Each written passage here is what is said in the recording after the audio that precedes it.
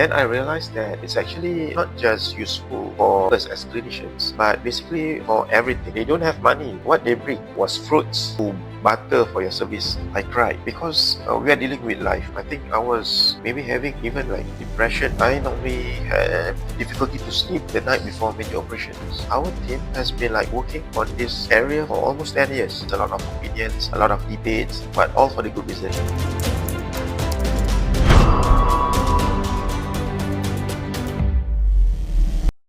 Everyone, welcome back to Nothing But the Truth podcast, brought to you by Malaysia Dental Student Association. And in today's episode, we will be diving into how research, discovery, as well as innovation will bring meaningful impacts towards healthcare. So we have Prof. Dr. Firdaus Hariri with us. Hello. Welcome so much, Prof. And he's not only the Dean of the Faculty of Dentistry at University of Malaya, he's also the Professor as well as the Senior Consultant in Oral Maxillofacial Surgery at University Malaya Medical Center, Department of Oral and Maxillofacial Clinical Sciences. He's also an academician who has been contributing extensively to craniofacial research and have published numerous scientific works, and also is involved in a lot of innovation projects over the years. So welcome so much, Prof. And we are so excited to have you here with us to talk about research and innovation. Thank you very much for the invitation. I'm very happy to be here. So do you want to introduce yourself more personally towards the audience? I'm born and bred in KL. I come from the family of 5, 3 brothers. Went to Kuala Ampang Primary School, and then I went to Royal Military College for my secondary school before I joined Asasi, Pusat Asasi University Malaya. And I was in fact offered to get into Faculty of Science before dentistry. After almost 1 month, I joined Faculty of Dentistry and completed my Bachelor of Dental Surgery back in 2004. So my first posting was actually with the Ministry of Health in Sarawak. I had a good time in Sarawak. One of those beautiful moments in my life working there. Then UM offered me a post as a trainee lecturer. So I came back to KL. And then I went to Hong Kong for my postgraduate study in oral and maxillofacial surgery. And because of the requirements, so I pursue MBBS, medical degree. Then I came back to the faculty and served as a clinical specialist. Yeah, that's more or less about myself in terms of my career. I'm happily married with 3 children, 2 boys and a girl, 19, 17, and 13. While preparing for the interview, I realized a very interesting thing of your career path. You pursued oral and maxillofacial sciences, but previously I realized that you also was interested in public health. Could you share with us what was the transition like? So, well, interestingly, my first choice up until today remains public health. And then I ended up with oral and maxillofacial surgery. So it's like totally different end, right? One is almost non-clinical. The other one is like full-fledged clinical. What more pursuing medical degree to complete the whole training process? Well, back to the question about transition. Well, maybe I should start with what makes me fall in love with public health. I think it's the foundation of healthcare service, policy, creating awareness. Basically, it's all about prevention, because prevention is better than cure. You're right. And I've been exposed to public health as early as my undergraduate years, since my elective year project, in which I did a study on dentist-patient relationship among army personnel. So my supervisors were public health specialists, Prof. Raja Latifah as well as Dr. Zul. And at that time, in my mind, it was very clear. I want to do this because the engagement will be very broad. And when I was in Sarawak, I was exposed to oral cancer awareness. So we went traveling, go to the rural area, villages, to create awareness about little quid chewing, tobacco, etc., etc. Basically, risk of cancers, especially oral cancer. So my passion in public health was at the maximum at that time. So when I was called for the interview by the then Dean, Prof. Rahima, back in 2005 maybe, so she asked me, what do you want to do? And then I told her that I want to do public health. And then she straight away said, no. She's a public health specialist, the Dean, and told me no to public health. Then I waited, and then she told me that the faculty wanted to bring me back because of Datuk Zainal. At that time, wanted to bring me into the department, oral maxillofacial surgery. Then she asked, are you okay with that? I came from military school, right? So I replied, well, I will do my best. So, and then the rest is history. So the special story about the transition is basically like taking orders from the then dean. But I still have a certain degree of passion in public health, in which I kind of like integrate fundamentals of public health, the thought process of public health people in my daily practice. You just now mentioned that you were back in Sarawak serving and also realizing about your oral cancer patients. I would like to ask, like, how does it shape your career path? I think I've mentioned this just now about one of the most beautiful moments in my life was my years in Sarawak. I think personally, the environment in Sarawak is very much different as compared to what we have here in Kuala Lumpur. Kuala Lumpur is a very fast-paced city. Sometimes people probably are too much thinking about just about themselves. Or maybe I'm wrong. But then again, when I was in Sarawak, I can safely say that we are like family. We take care of each other. Patients are much, much more appreciative. You experience situation where patients traveled from far away, went out from the house as early as, I don't know, the night before or maybe 3 a.m. in the morning, use sampan, buses to receive treatment as simple as dental extraction. And sometimes they don't have money, and what they bring was fruits, and parang to butter for your service. And sometimes they actually give you, like, doctor, this is a token of appreciation from us for treating my child. That itself is humanity, right? So how does this experience shape me? There's a saying in Malay, right? Orang berbudi kita berbahasa, right?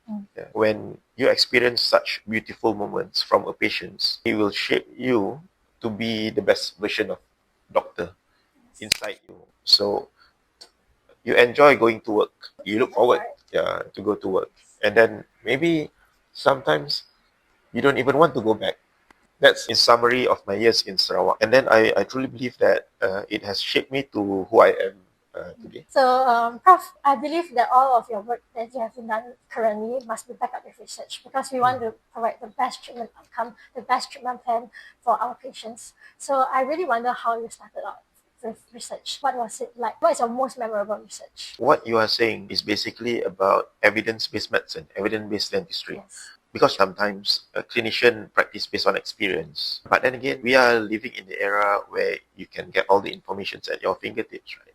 So there are so many reliable evidence out there. I was exposed to evidence-based medicine or evidence-based dentistry when I was in Hong Kong, because there was a module on EBM, evidence-based medicine, during our postgraduate years.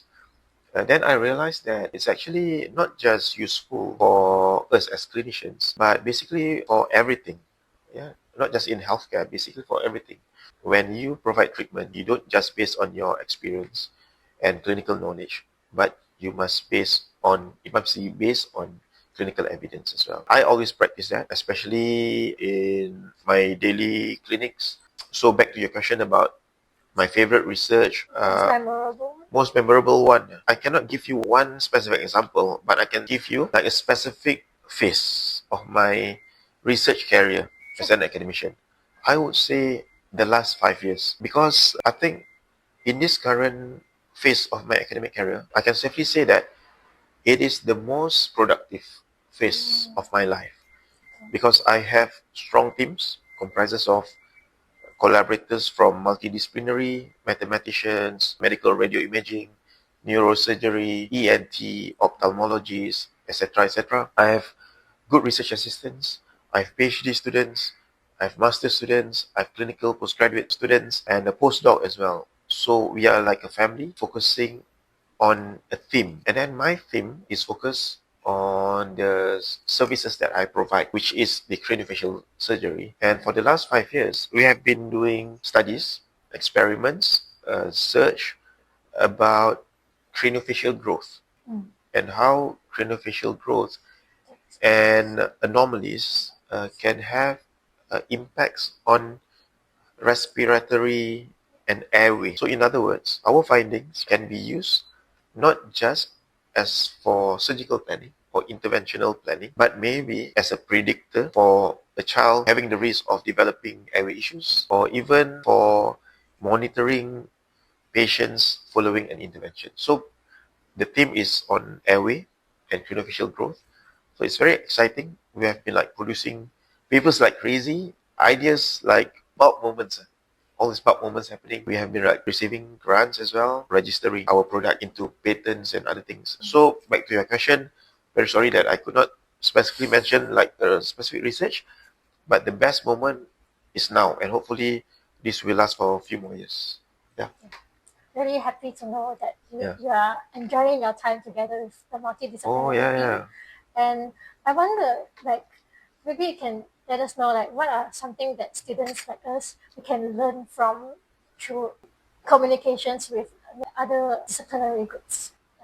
That's interesting because when I was at your age, I never thought about multidisciplinary or collaboration. It's always like on your own, working in silo, people call it, right? So you and your patient. Yeah. So I run a craniofacial clinic comprises of 9 subspecialties.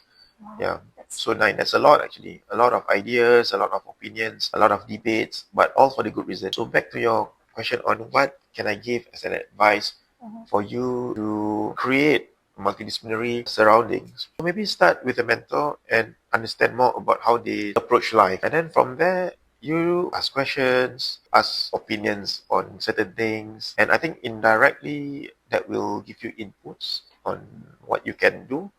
Maybe your time as a student limits you to explore about multidisciplinary engagement, but academically there have been quite a number of modules with an integration to non-dental aspect. So that will opens up opportunities for you to link up with non-dental colleagues. I mean, of course, the best is actually through patients. Don't get patients among your dental friends. Get patients among your colleagues from residential college. So that opens up more opportunities. Yeah, and then after that, just follow the process. When you reach a stage where you are given the responsibility to do community projects, you have the time to actually link up with external entities like the industry, like community-based associations, patients, and then that will opens up more doors for you. Then, of course, elective projects. You can even suggest to your potential supervisors about doing projects with the involvement of non-dental supervisors. So that will opens up the opportunities. Let's go back to research. Any challenges that you face for any research?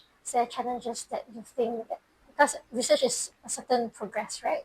You start off with your research idea and all. So which part do you think that research is the most challenging? Or Okay. maybe you can also share with us one of your most challenging research that you've ever done.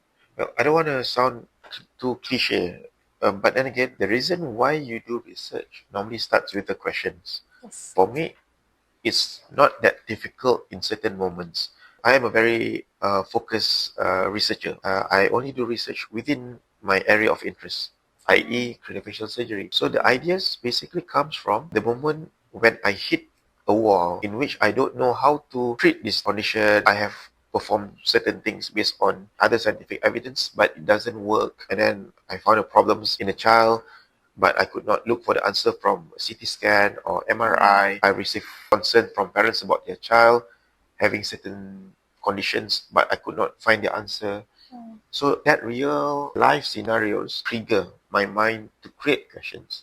So from that questions, I normally generate a proper research question in which I will try and find the answer. Sometimes my team cannot find the answer, but it's okay to not be able to find the answer because that is research. Maybe other people will find the answer for you. That will open up for opportunities, knowledge dissemination. So the biggest challenge in research for me is to always have this passion about finding answers to real questions in what you do. I hope that helps. This one's a side question. Yeah. I'd like to ask, like, how do you deal with times where you cannot find the answers? I cried because we are dealing with life. But I always mention this to my junior colleagues or students. I know that you are sad. I know that you are frustrated. I know that you are angry. Go and express yourself. But don't take too long. Express yourself and recover. Yeah, one day, few hours, and then tomorrow come back to work full of energy. Because we are human. We are human with emotions. So when we are dealing with life and actual scenarios about other people's difficulty in their life, and when you could not help them, of course, It's very frustrating. you will feel the frustration, and sometimes that frustration can consume you. So you should be re-energized after you have expressed everything and try to move forward, either to search for an answer, to find people who can help you, to find that answer. So basically, I think life is like that. So Prof's suggestion is to remember when other times to really push away your stress, to release it. Oh, yes. And not keep it inside. Exactly. Mental health is a real issue now.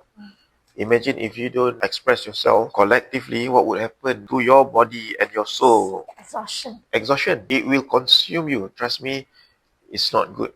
It's not good for you. It's not good for your family. It's not good for your study. So you have to find a way to express yourself. So it will come to a day where answers will fall out Yeah. by itself. Yeah, correct. It will reveal by itself. Yes. When the time is appropriate. Exactly. Oh, you're philosophical too, right? Yeah. Yes. A Yeah. bit. Yeah. Right. Yeah. So you have to the universe, will come into its place. Yes. Natural process. And its correct time. Yeah. Correct time, correct place, correct person. Yes. Like correct. both of us today. Yeah. And you too, watching the podcast. Yeah. Okay, so now I will go into a more controversial topic, very trending right now. AI is currently being used. I personally use a lot of AI. I want to know where's your stand on AI in research. Like, how do you utilize it, and what extent do you use AI? Oh, okay. I'm actually into AI. I use all sort of AI, big data, you name it. In fact, my most recent projects involve AI and big data, in which we fully utilize all the previous data using algorithm to create a calculator or predictor, we call it, to predict craniofacial growth. What we want to produce is an app where it can say to a parent or mother or father that your child will not have problems when they reach a certain age, or your child may have the risk of developing this airway issue when he reach a certain age. Hence, let's do the operation now rather than wait. So we are into AI. We have filed a patent on our software called Craniomax. So it's available on the website Craniomax. It's a predictor for craniofacial growth. So it simulates skull movements based on that. So my stand, you cannot run away from this AI. You have to embrace AI, but use it wisely. Use it wisely subject to situations. I mean, for example, as a student, you should know your limit if you want to use AI. For example, if you are given the responsibility to complete an assignment, the whole idea of doing an assignment is actually to That you understand. exactly make you understand, challenge your thought process, develop your thinking about some scenarios. But if you rely on AI too much, you will miss the opportunity to develop your mind. And when you are so used to AI, and all of a sudden somebody for certain scenario takes that away from you, you will be too dependent on it. And you are not human lah, I have to say. They are part of AI. AI is part of you. Yeah. So you must embrace it, but there must always be human values, when you use AI. Yeah, I totally agree with you that we can utilize it wisely, but don't fully depend on it. And AI can be wrong also at times, right? Yeah, correct. Yeah. So use it wisely. Prof, you've said before that the way forward is research. And I'd like to ask you about any significant achievements that you and your team has done throughout the craniofacial team in Malaysia. Well, maybe achievement is not the right word, at least from my personal point of view, because we never see the output of our research as an achievement, because it's our responsibility anyway. You have responsibilities every day, right? But it's not wrong, for people to say that it's an achievement. We see it as an achievement. Yeah. But if what we have done can inspire other people to be better, not to be like us, to be better, then we are more than happy to call it an achievement. Specifically in our area, because we are highly focused on craniofacial research, because there's certain acknowledgement that we have received, not just from the faculty, the university, the ministry, and at the national level, I would say that we have been given the opportunity to appear in Astro, for example, like the most recent Innovathon season 3, where we have been shortlisted to the final, was voted as the best project for that certain week. So that opens up to more doors in which a lot of industry have been approaching us with the potential of investing. So we went to a lot of pitching sessions, very kind of UM to also give us the opportunity to establish a startup company. So our startup company is named as Morelytics. monolithics. Monolithics. Yeah, I also don't know what it means. This comes from the software and maths colleague of ours. They gave us seed money to start a startup company to expand the product. And I've mentioned about most recent brand award that we received, 2.7 million. I took the 2.7 million award from totally different perspective, in which I have to mention this to you and everybody, because this is your money. It's your parents' money. All our money. Yeah, taxpayers' money. 17 million ringgit is not a small amount in the time of war. So if our group don't take this seriously, something is not right with us, and we don't deserve this money. So it's not just an award, it's actually a huge responsibility, correct? So I have the task to ensure that the utilization of this grant must be genuine, transparent, and at least produce an impactful output. Yeah, not just to patients, to the bigger picture of everything. The next question, which is kind of the last question. Last question. Oh, I'm sad already. No, last question for research and innovation. Oh, but we still have other questions. Okay, so this is what you have mentioned earlier about the scan breathing health monitor that you and your multidisciplinary team had done and also come up with through Astro Innovatum 3. So I'd like to ask about what's your role in that research, like what you did. Oh, I'm the poster boy for SCAN. No, just kidding. Well, SCAN originated from our first research project, maybe back in 2015. Oh, that is very long. Actually. Yeah, our team has been like working on this area for almost 10 years. So we are like genuine, dedicated, passionate about this. And the product you see is after like a decade. Yeah, because in research, right, I would encourage aspiring researchers to be focused on your area of interest, on a theme, rather than doing so many research. Because one, it will build your portfolio. So in a way, it will build your career, which is very, very important in your progression. But from an external perspective, the grant provider will look at that background. Is this researcher very focused? Are this group do so many things? So they see your credibility. Yeah, exactly. Because they want to know whether you are really an expert in the field. So be focused, highly focused. So back to your question about SCAN, it originated from maybe the very first project 10 years ago. We raised the question about a condition called mid-face hypoplasia, basically underdeveloped maxilla, causing airway narrowing behind the nose.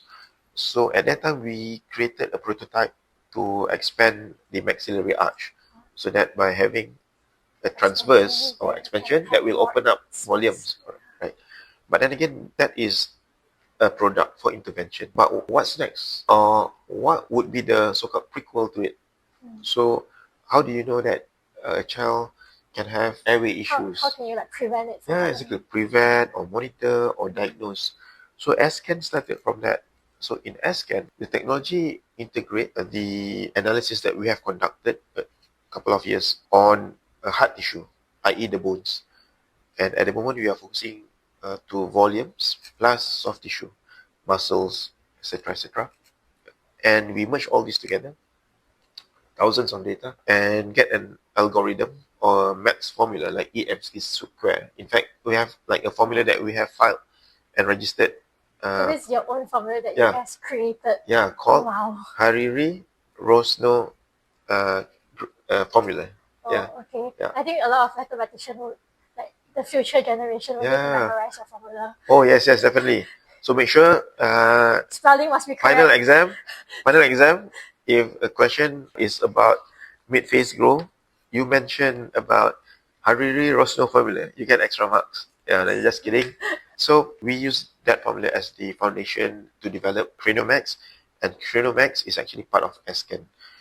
SCAN is the end product, in which it can be used easily, with your phone and apps that would require parents or school teacher or nursery carer or healthcare practitioner to just scan the face, and then using certain data, it will auto-calculate certain values and compare to a reference based from a specific group of age, reference or race, and conditions, and come up with kind of like color-coded like a traffic light Red, yellow, green.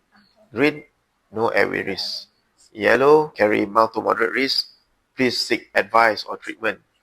And then red, high risk for airway. So this can be used for assisting towards diagnosis, not for diagnosis, assisting towards diagnosis, planning for intervention, as well as monitoring post-intervention. This can be used for anyone because we are talking about sudden death of, Sleep apnea. yeah, I mean, sleep apnea, microsleeps, driving, microsleep, accident, children, small children, infants in nursery, sudden death. You don't know, right? Yeah. What's the reason behind it? Of course, patients with airway issues. Yeah, mostly it's airway issues. Mm. Right. Now you'll be asking me more on future vision as well as personal advices. Okay. And probably in the end we'll wrap up with one of your personal stories. So you've described yourself as one of the pioneers trying to build an ecosystem to the craniofacial team in Malaysia. So what still keeps you at night thinking like what are things that you feel that is still not yet finished and you are looking forward to? Okay. Yes. You mentioned about ecosystem, right? Mm-hmm. Well, I have these so-called principles about knowledge, the paradox of knowledge. The more you learn, the more you don't know, basically. Yes. Yeah. So in knowledge, right, what would you do first to get the knowledge? You seek the knowledge, and then second, you learn the knowledge. And for you to be able to have it in you, you practice it. You apply, correct. And then, is that the end? Probably for some, or maybe most of us, or small part of humanity, maybe it's just that. But how many of us actually give back by teaching it to others? So when I wanted to create an ecosystem about craniofacial surgery knowledge, I want to achieve all these four aspects. I go out and learn. And then I come back and practice. And then I teach the others and share. So you are right. In certain ways, the ecosystem is now complete, in which it has benefited so many people. For example, after I came back from my training, me and the other founding members established the craniofacial multidisciplinary team, the very first craniofacial so-called center in Malaysia. So we started to receive patients from all around Malaysia and some parts of the region as well, Southeast Asia region. Then I feel that it's about time for us to train people, because it doesn't make sense for parents and their child to come to KL from very far place like Sabah or Sarawak. So how to solve it? So you have to create more specialists. So we established the fellowship program called Fellowship of Advanced Craniofacial Surgery Program, in which we have actually 9 fellows now. 7 have graduated, half of them at the Ministry of Health Malaysia, now practicing around the country. And we have opened up other fellowship programs in the faculty and research how to share this knowledge. A valid one, a genuine one is by research. So we established a research group called OCRAS, Oral Craniomaxillofacial Research and Surgical Group, an official research group in the faculty, which have been doing the things I've mentioned before. So in that sense, the ecosystem is now complete. But my aspiration from all this is to make sure that the young generations of academics to create their own ecosystem in their respective area, because it's proven model that it works and benefited so many people. So imagine if a specialist in prosto have this ecosystem. Yeah, in orthodontic have this ecosystem. In anesthesiology have this ecosystem. You can imagine how this ecosystem will bring the nation forward. So basically, the whole idea is not to look at the microscopic aspect of my ecosystem, not the topics, but it's the whole thing. Yeah, the entire thing, the So idea. you zoom out and see like Yeah. how it benefits more people, not just yourself. Yeah, correct. And I love, your initiative of having podcasts, because podcast is part of this ecosystem now. Yeah, Yeah. because you're sharing with us. Yeah, exactly. So out of like So you learn a lot. 10 million viewers, imagine if that's 1%. Wow, Yes. Wow, that's like, a lot. wow, this is a like feasible Advice. ecosystem module. So I want to try it in my place or in my country. You'll never know. Yes. Right? 10 million, right? Yeah. I think it's more than that. Yes. All right. So, like just now you said that you are trying to benefit entire Malaysia, and one of your advice is to build your own ecosystem. Correct. Right. So it will be a follow-up question about this. What is your advice for dental students right now who is having the passion to serve across nations, across different cultures as well as different backgrounds. What's one advice you would give them? Well, to be honest, okay, I don't have a magic formula to answer that. But my advice is based from my experience. Yeah, I think don't limit yourself to what is only taught in the faculty. You must be involved with other things as well outside faculty. It can be activities organized by student affairs department or student affairs division or office at the campus level. It can be like community-based project organized by associations such as Malaysian Dental Associations or any foundations, for example, Yayasan Cancer Malaysia, Malaysian Rare Disease Society, Clavate and Palate Association. I give one good example of initially a small project organized by students from the faculty, Clap Run. Yes. Yeah, initially it started very small, but throughout the years you can see how it progresses from a small project. And now it's maybe not nationwide, but at least it has been visible. Right now, yeah, so. People acknowledge last year's event was quite huge, to which the top DJs from a top radio station came. In fact, one of the DJs was a former Minister of Health, right, Mr. Khairi Jamaluddin. So that itself created a visibility to Club Run. So imagine if you are involved with this, you opens up your doors to the outside world, and you will never know where these doors may lead you. So again, my advice is, if you want to venture into this, don't limit yourself to just activities within the faculty. You must explore, express yourself.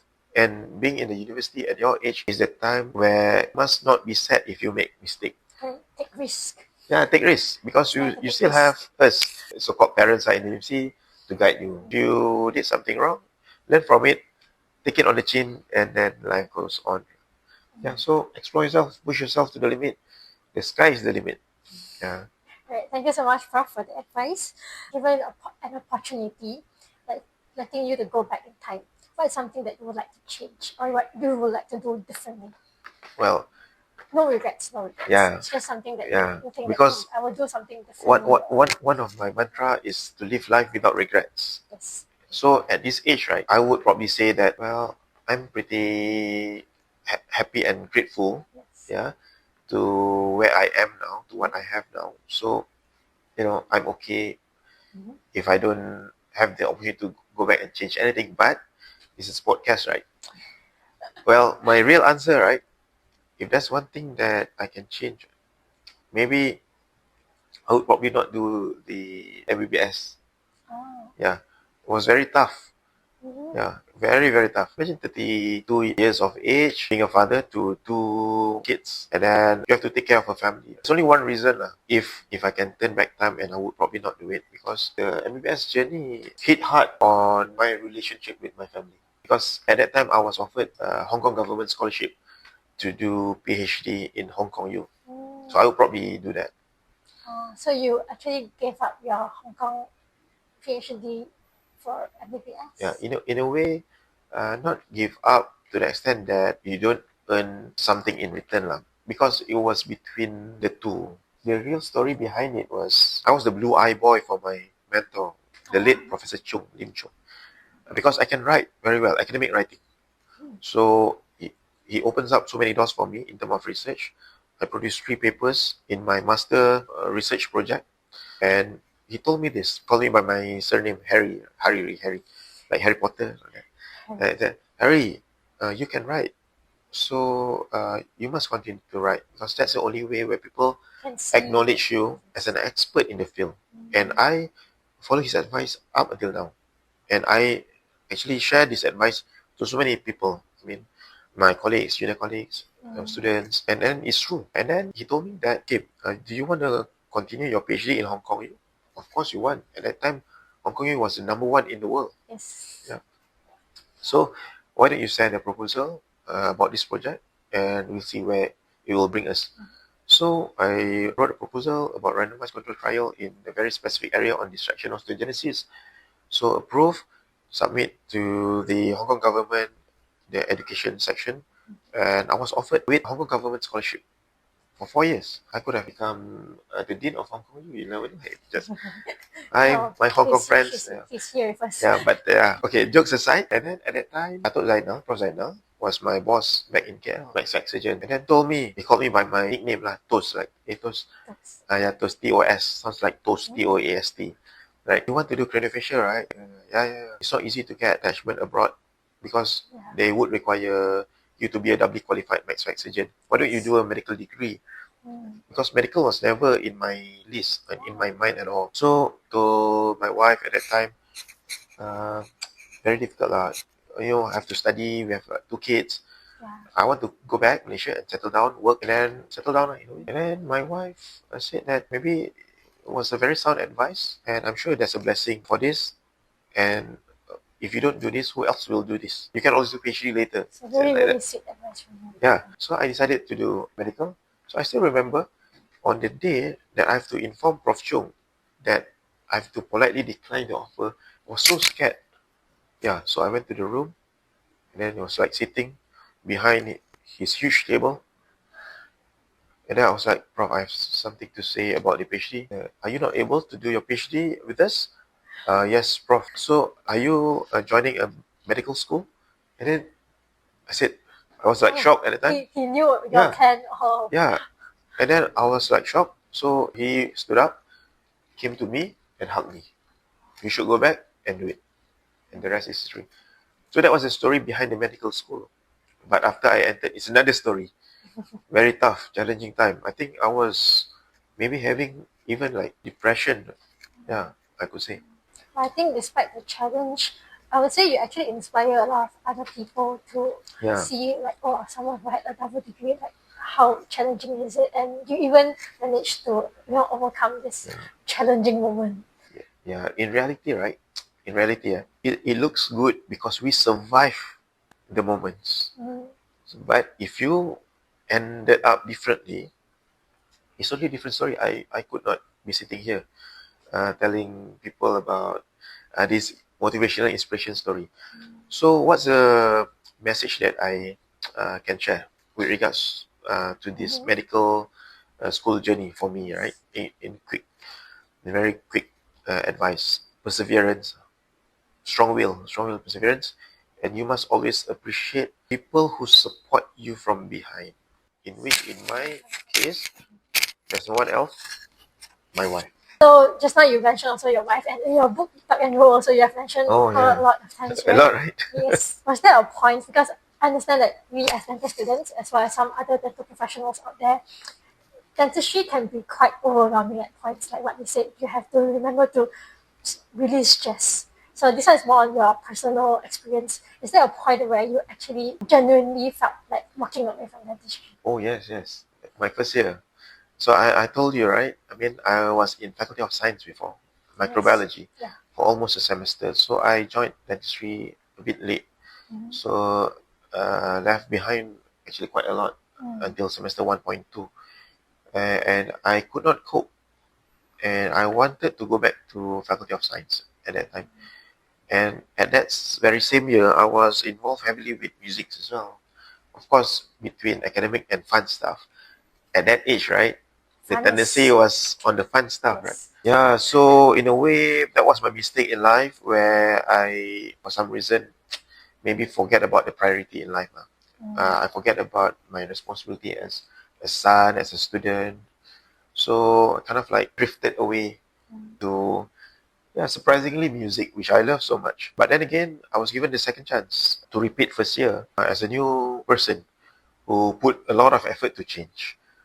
So hence the reason why I think I appreciate life very much for everything I do and achieve. I strongly believe that there's always some parts of it meant for other people as well. So yes, I had that moment. I recovered from it, and I went back to the right direction and all the way. So it's never too late to always change. Yes. Yeah.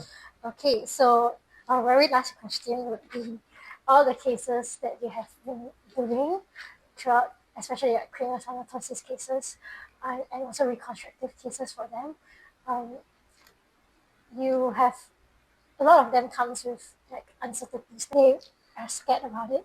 So how do you support them throughout this journey? Oh yeah. Sometimes it's not just the parents. Sometimes it's the doctors as well. I normally have difficulty to sleep the night before major operations. Oh. Yeah, it's always in your mind, and you always like wake up. Is it time to go to prepare? Is it time to go to work? Is it time to go to work? So it's always like that, and I believe this is actually pretty common to so many people who put their life and basically who dedicated their life into something, because the adrenaline rush is there, Yes. right? So how do you support basically, well, human and human, right? Most importantly is trust, I would say. So trust is very important. That's the reason why I always appreciate of all this trust given from parents to our team. And after trust, it's always about teamwork. And teamwork doesn't mean about just the surgeons. It's It's also the with surgeons, the parents, the family, the nurses, basically the whole environment surrounding the support system must be there. When you are practicing this on daily basis, over time, you have create a huge family comprises of not just healthcare practitioners in craniofacial field, but also patients and parents. Yeah. So from there, you work as family. So what we do is when we have a new family with a child of certain problems, we always introduce ourselves, exchange numbers. I give my personal numbers to my patients mostly, providing them moral support, give opinions, limitless platforms for them to ask questions about their concerns and their anxiety. Because these conditions, right, craniofacial syndrome is very complex because it doesn't just change skeletal structures, it changes life. And then not just life of the child, but life of the parents and society and practitioners. So everything must be there. Yeah. So can you share with us how is the conversation like together with them? Last night I had a surgery for a cleft girl. Yeah. So it's a cleft orthodontic surgery. So the orthodontist actually joined me for the surgery. So we started the surgery at 8 p.m. Wow. and ended up at almost 2 a.m. in the morning. Oh, really? Sorry, last night. So that's why I have this eye bag here. So that's why this helps. Coffee. So, and then before both of us, right, me and our orthodontist went into the operating theater. We are already in the waiting area of the operating theater complex. So I told my colleague, hey, I want to call the father of the child first.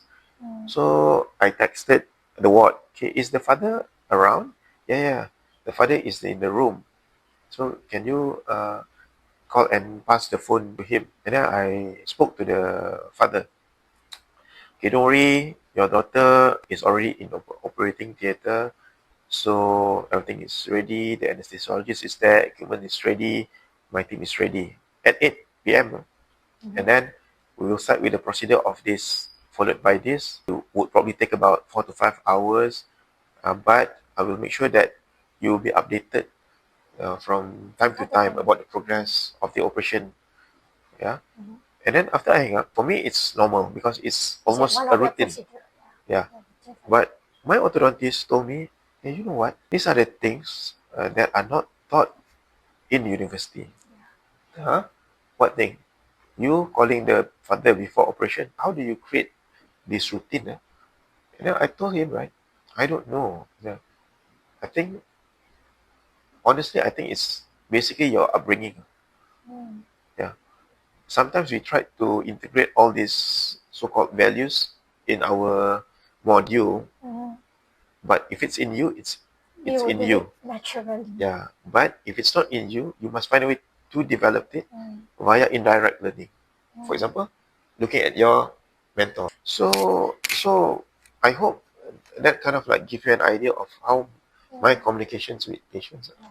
And I think putting you in their shoes also help a lot. Correct. Like what Correct. you would expect if I know someone in my family have to go through a surgery. Yeah, correct. Interestingly, I always say this to my patient, especially when they ask, doctor, what is the percentage of this risk? Is it high or is it low? I told them that, of course, based from scientific evidence, is this certain value of percentage, right? But you know what? This percentage is only important for scientists, for people like me. And it's just statistics. But for you, for your child, you They know, might not. you only have one chance. Yes. So your one chance is 100%, and it's our responsibility to achieve the 100%. So I always tell them that. So you assure them also. Yeah, but you have to be realistic and you have to be transparent. Your consent is very, very important. Thank you so much, Prof. Oh, thank you very today. much. And thank you so much for sharing your Yeah, experience. thank you as for the well as your coffee. insights. Yeah. No worries. And to all our listeners, thank you for tuning in to Nothing But the Truth podcast. And once again, my name is Jocelyn, and we'll see you in the next episode.